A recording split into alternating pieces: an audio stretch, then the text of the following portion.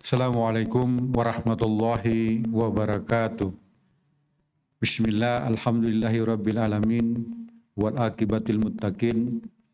Asyhadu an la ilaha illallah wa asyhadu anna Muhammadan abduhu wa rasuluhu la nabiyya ba'dah. Allahumma salli ala sayyidina Muhammadin wahli siddiqi wat tuqa. Inna allaha malaikatahu yusalluna ala nabi. Ya ayyuhalladzina amanu sallu alaihi wa sallimu taslima. Raditu billahi rabba wa bislami dina wa bi Muhammadin nabi wa rasula rafi ziknil manafi'a wa rizqi faman qamila.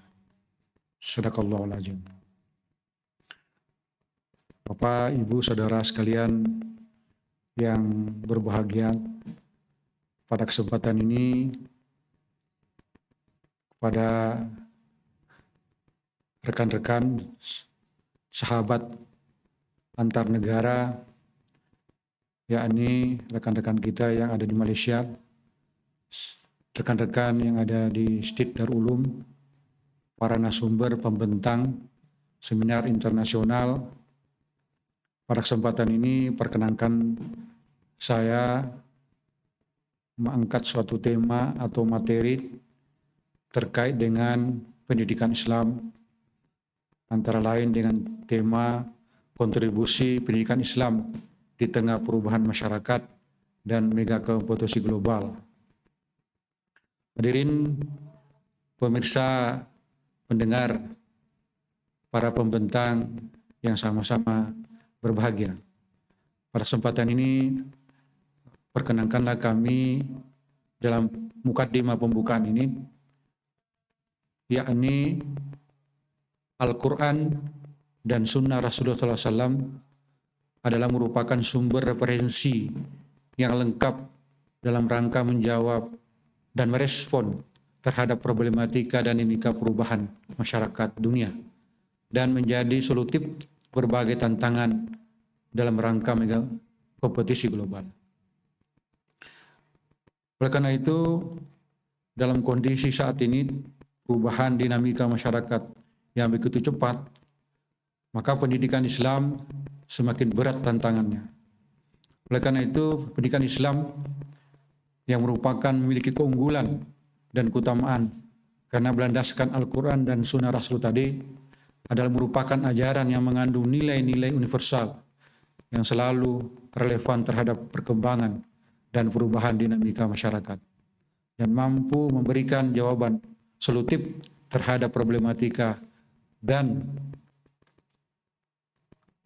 kebutuhan umat manusia.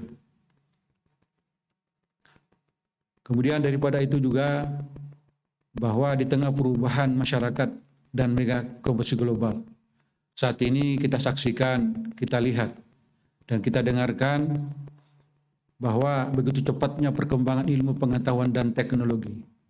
Dan ini tentu membawa konsekuensi logik terhadap perubahan dinamika masyarakat itu sendiri. Namun demikian juga kita menyaksikan saat ini menurut Shafi Anthony, masyarakat dunia global dihadapkan berbagai krisis. Yang pertama adalah krisis energi dan krisis lingkungan sumber daya alam. Kemudian yang kedua, mandulnya supremasi hukum.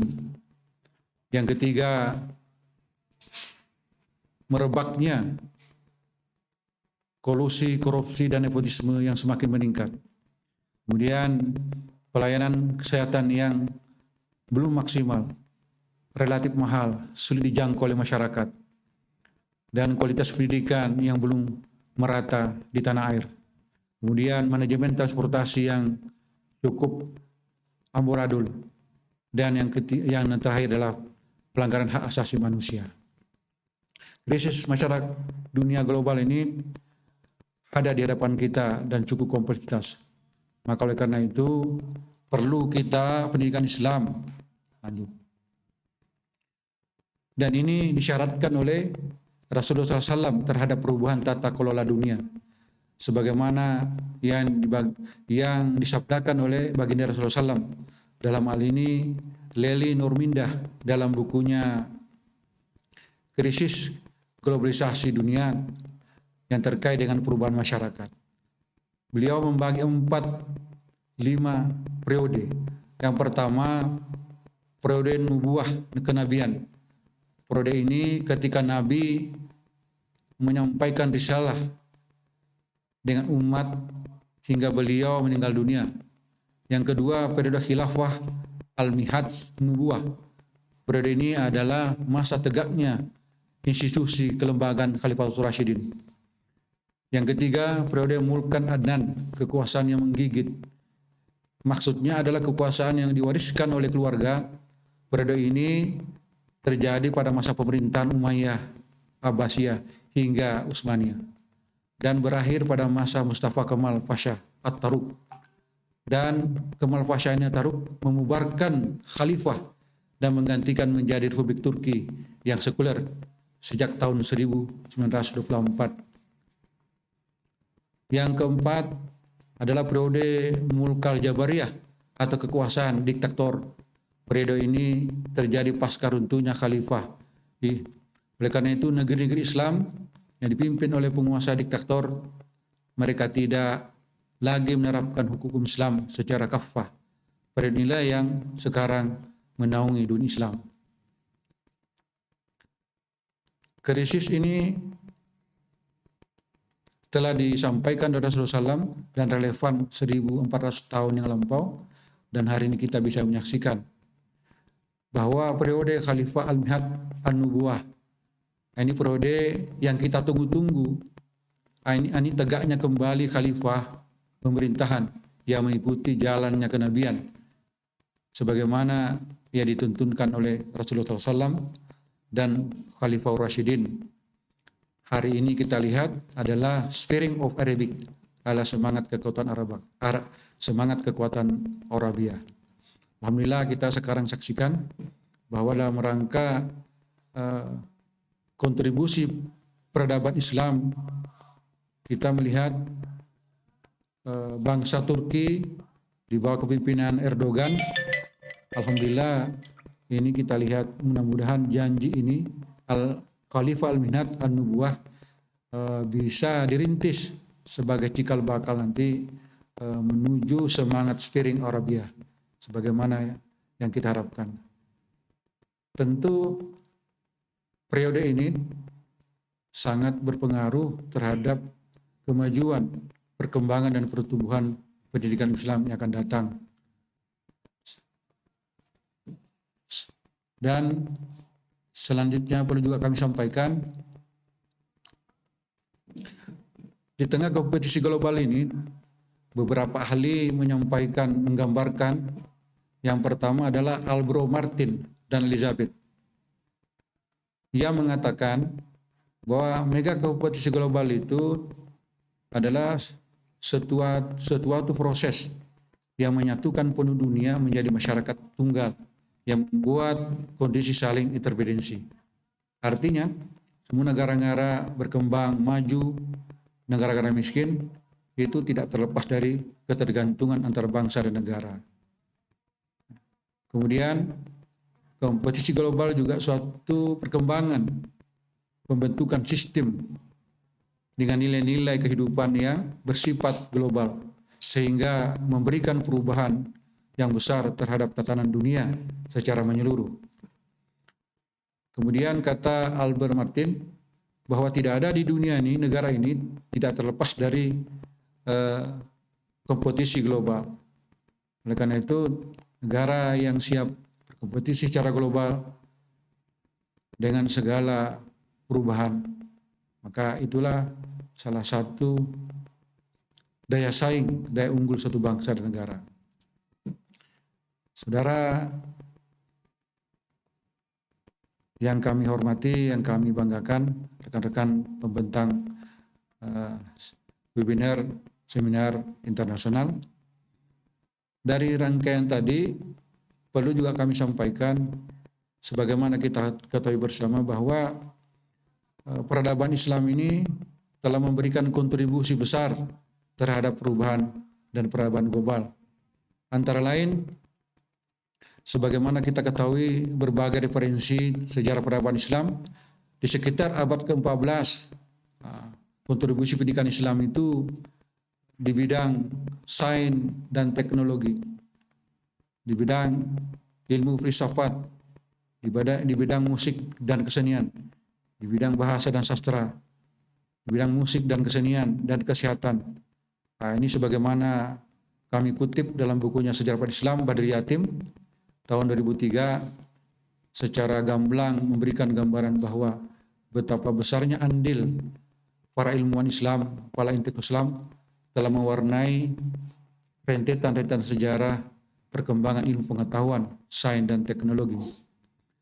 Dan ini suatu hal yang membanggakan dan perlu kita cerna, kita cermati dalam kondisi perubahan komposisi global sekarang ini, agar pendidikan Islam, lembaga-lembaga Islam, agar kiranya mampu melakukan inovasi, langkah-langkah inovasi secara visioner ke depan. Kemudian perlu kita juga kami sampaikan, dari perubahan dinamika masyarakat komposisi global ini, maka tantangan dan ancaman pendidikan Islam itu dari sekian berbagai tantangan itu, yang pertama adalah sekarang terjadi liberalisasi pendidikan global. Liberalisasi ini memisahkan antara ilmu dan akal. Nah, oleh karena itu ini perlu menjadi perhatian kita bersama. Liberalisasi pendidikan global ini memberikan pengaruh terhadap kualitas dan mutu pendidikan kita, baik secara nasional maupun secara global. Kemudian kapitalisasi pendidikan ini berorientasi kepada materi, biaya pendidikan cukup mahal, anak-anak miskin, yatim piatu yang belum terjangkau, belum mengenyam pendidikan secara merata. Ini juga merupakan tantangan ancaman pendidikan Islam. Yang kemudian daya saing, kita daya saing tentu masih di bawah negara-negara Asia, negara berkembang, apalagi negara maju, Eropa dan seterusnya. Maka daya saing ini merupakan satu pertimbangan perhatian kita serius agar pendidikan Islam itu mampu unggul dan bersaing. Dan ini salah satu cita-cita Masjid Darul Ulum, bagaimana nanti ke depan tahun 2025 menciptakan sarjana-sarjana pendidikan Islam yang unggul dan memiliki daya saing. Ini salah satu visi misi yang akan diemban oleh Masjid Darul Ulum Kabupaten Kota Baru. Kemudian yang tidak kalah pentingnya adalah, saudara-saudara sekalian, adalah kemampuan keuangan negara. Kemampuan keuangan negara ini setiap bangsa dan negara, terutama bangsa Indonesia, tentu sangat signifikan berpengaruh terhadap perkembangan kualitas peningkatan mutu pendidikan yang ada di Indonesia atau yang ada di beberapa negara.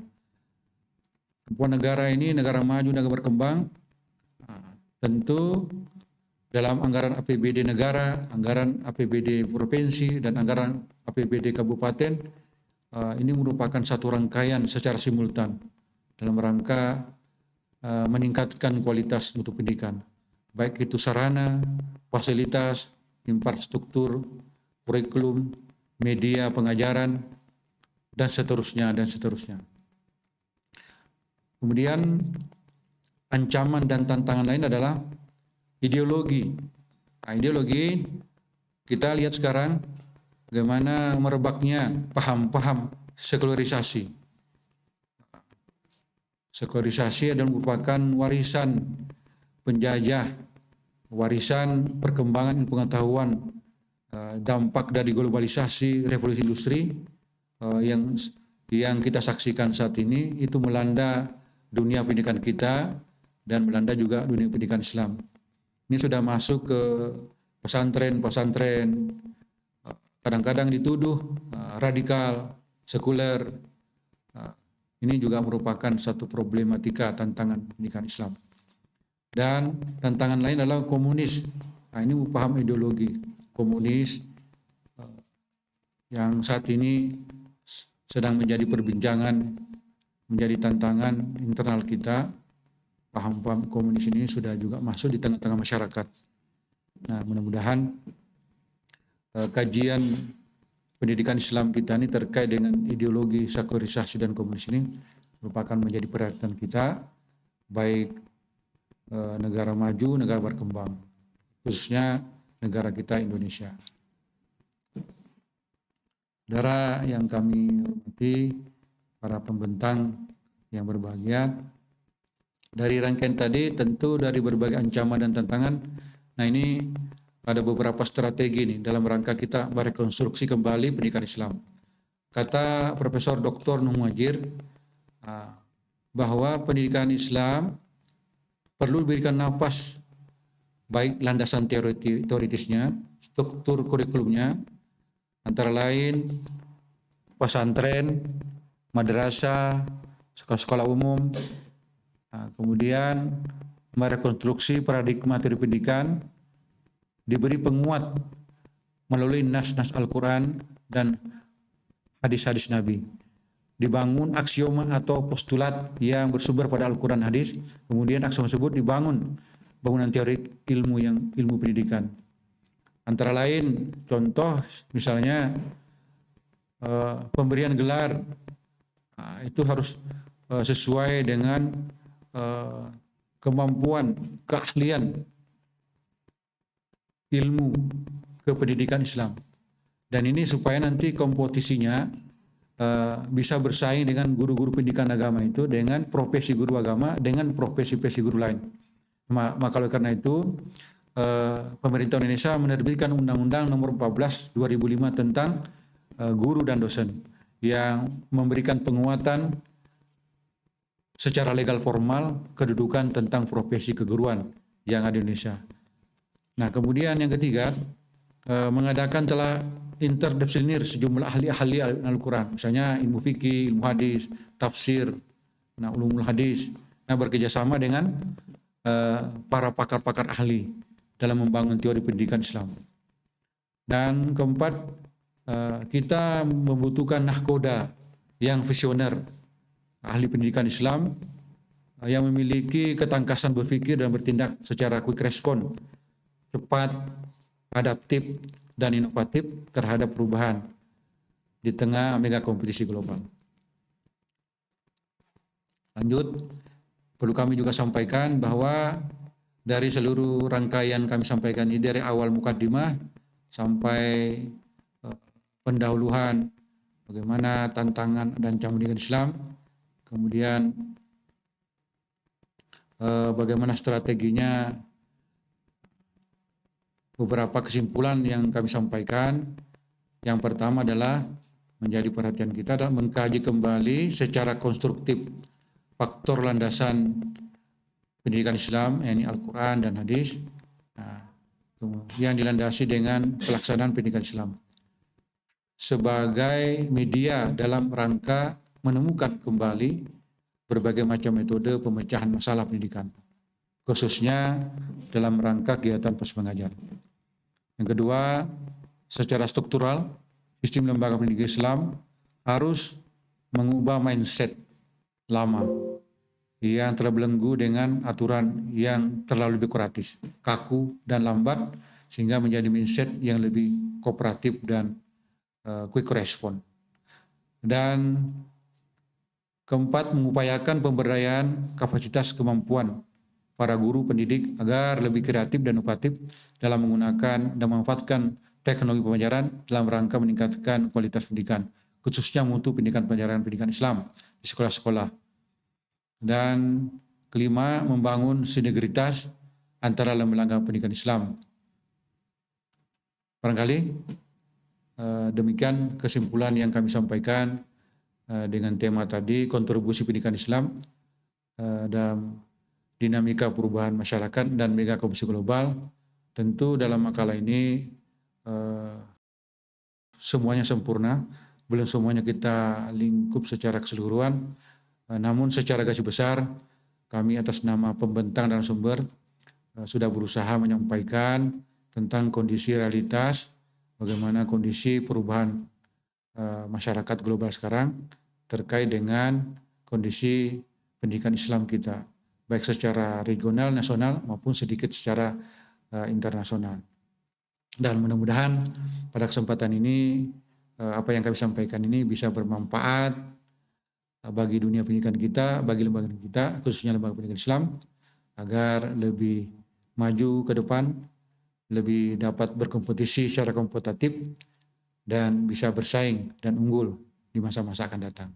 Demikian, wassalam, wabillahi taufiq wal hidayah, wassalamualaikum warahmatullahi wabarakatuh.